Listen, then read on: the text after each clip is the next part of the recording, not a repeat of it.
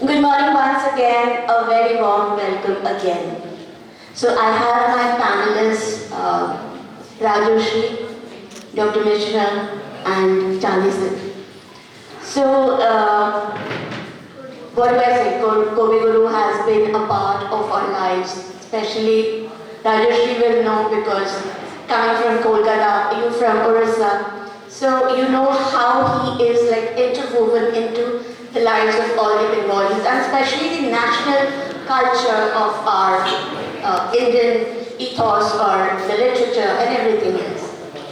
So without taking much more time because we have time limitations, Rajri, can I ask you like what does this phrase "EKLA CHALO" actually symbolize in the context of creativity nowadays and also individual expression?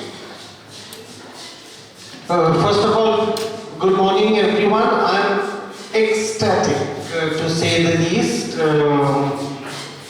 Celebrating Rabindranath Tagore at Ghaziabad is something that I would say I'd not expected, but celebrating Tagore in this way was definitely an ecstasy. And only thing is, from the next time onwards, if we can write Rabindranath Tagore, because Tagore is a very anglicized thing and an anglicized surname that the British had given because they were not very comfortable pronouncing Tagore. So that is actually an anglicized way of saying Tagore. So he is actually Rabindranath Tagore. And coming to EKLA CHALO, I mean, first of all, let me be very clear about one thing. Ravi Tagore is, he belongs to the world.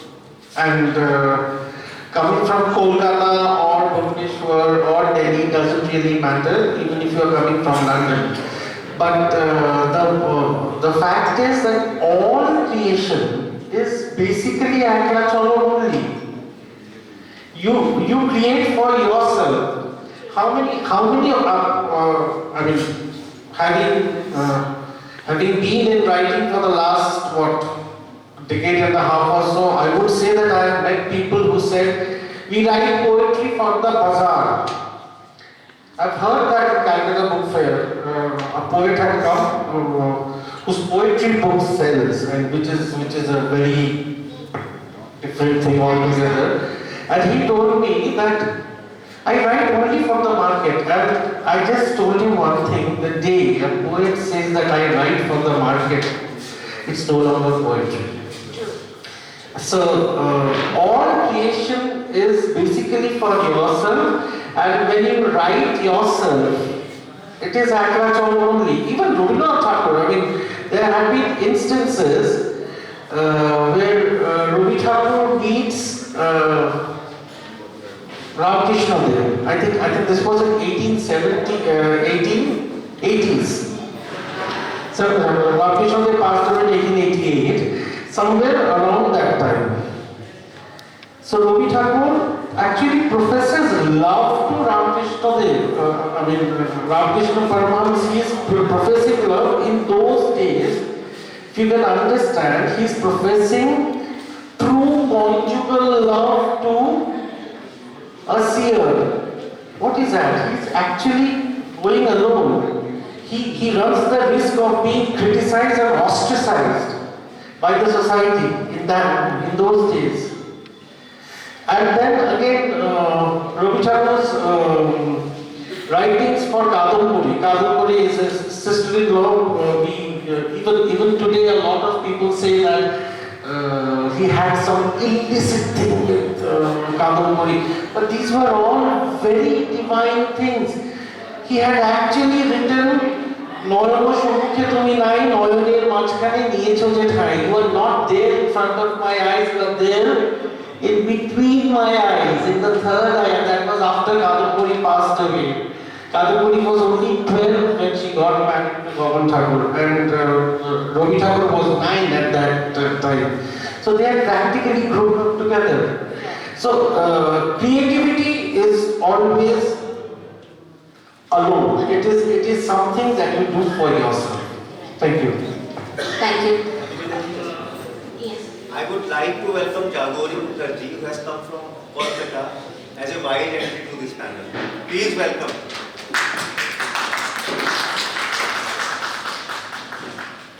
Welcome, Jagari.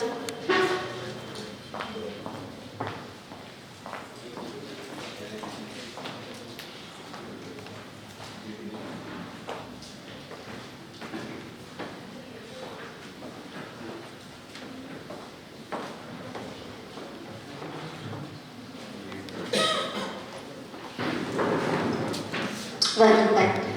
So, I'll ask actually, Kasturika ma'am, as the history goes, it was said that Bongo Bongo, the song was written during that time, and the Swadeshi movement, as you know, he was opposing that, so he wrote because of that.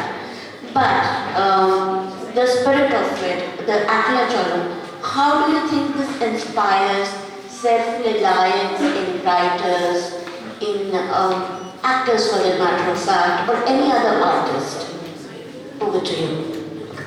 See, all the very good morning to all of you. I'm glad I'm here with all these esteemed guests to speak to you. Any creative journey I feel is a very lonesome process.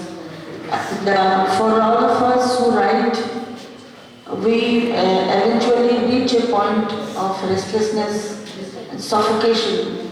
And the words that come out after this process are not only our words, but they are something which we have learned over the years or read over the years. Ravi Thakur was one of the poets which most of us have read from school times, college days. And not only Ravi Thakur, I would say all the stalwarts in literature fields which we have read have influenced our writing in later years. And if you read the first lines it says that যদি সবাই ফিরে যায় ওরে ওরে ও ভাগা সবাই ফিরে যায় যদি গহন পথে যাবার কালে কেউ ফিরে না চায়. So in this lines he says that even if no one is listening to me, even if there is no audience sitting to appreciate what I am writing, still the process continues. And it is a continuous process, it cannot be explained in words. And we poets or authors have this specific zones in which we go about when we are writing. There no one exists, and we don't expect anybody's applause at that time. So it's the same thing for any era of writing. And if you are going to write the best of your work which you think that others will relate to, then you have to go inside. It has to be inner growth. Thank you. Thank you so much. Coming back to you, Dr. Chandni. See, this is a phase of the digital media, right? So we are onto the digital platforms, and we do crave for those likes and possibly the feedbacks, positive feedbacks in fact. So how can one distinguish between constructive feedback and discouragement? One. And number two, how does self-belief play a role in sustaining our creativity? So, in this age of AI, in this age of likes and social media, and when everything is on social media, what we need to first of all what we need to do is to distinguish between self-worth and the reach. So what is our reach? Of course, that is at one level important because social media has given everyone an opportunity to reach out to millions. But at the same time, we also need to look at our self-worth. What is it that is, driving us. So the driving force, so self-belief then becomes our driving force. That becomes the light that guides us. And of course, another very important and critical aspect about this day and age of AI and social media also is that we need to also go back in time a little, and we need to draw inspiration from our civilizational traditions of creating without any applause or appreciation. So if we look at the sculptors who created the Nataraj, for example, we were not looking for any appreciation. Right? Our Vedic poets, seers and poets, very often they have been mentioned as Eka, which means alone. So they used to live alone, they used to enjoy their solitude, and they used to create. And whatever they created, the Veds or the Upanishads, they were not looking for any validation. So that is something that we need to, go back in time and look at.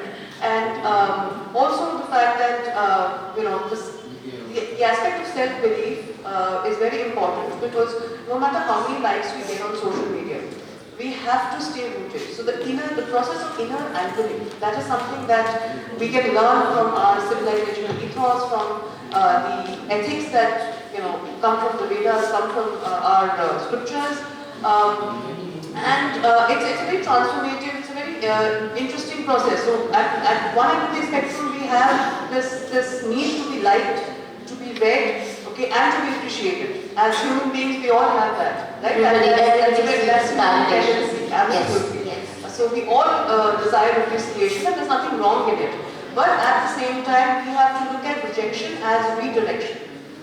And we don't have to kind of look at rejection as something that is bad for us. Constructive criticism, if we look at the distinctions between constructive criticism and rejection, constructive criticism would mean something which is actionable, something which is forward-looking, something which is more balanced in its approach.